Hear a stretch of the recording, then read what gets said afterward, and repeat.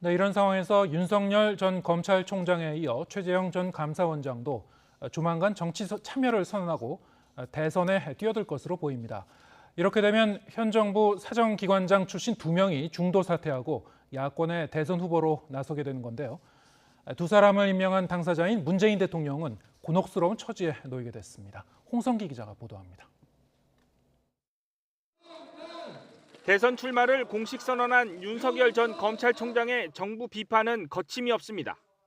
국민을 내 편, 네 편으로 갈라 상식과 공정, 법치를 내팽개쳐 나라의 근간을 무너뜨리고 국민을 좌절과 분노에 빠지게 하였습니다.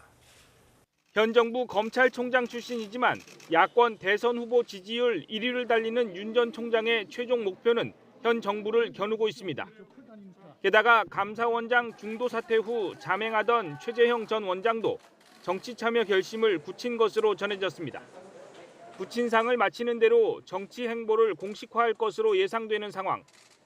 현 정부 사정기관장 출신 인사들이 잇따라 야권의 유력 대선 후보로 등판하는 겁니다. 문재인 대통령은 감사원장 중도 사퇴에 나쁜 선례라며 날선 비판을 하기도 했습니다.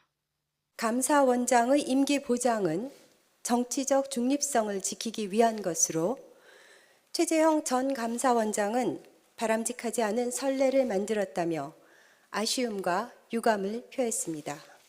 청와대는 그러나 윤 전 총장의 정부 비판 등에는 일일이 대응하지 않고 있습니다. 최 전 원장의 출마 움직임에도 공개적인 비판은 하지 못하고 곤혹스러운 모습입니다. 문 대통령은 정치의 계절이 돌아왔지만 민생에 집중해달라며 정부가 대선판에 휩쓸리지 말 것을 주문하기도 했습니다. 그러나 윤 전 총장과 최 전 원장의 대선 행보가 본격화할수록 현 정부 비판은 더욱 거세질 것은 불을 보듯 뻔합니다. 청와대는 일일이 대응하지 않겠다는 입장이지만 현 정부 사정기관장 출신 인사들의 공격이 거세질수록 말 못하는 소갈이도 커져만 갈 것으로 보입니다. YTN 홍성기입니다.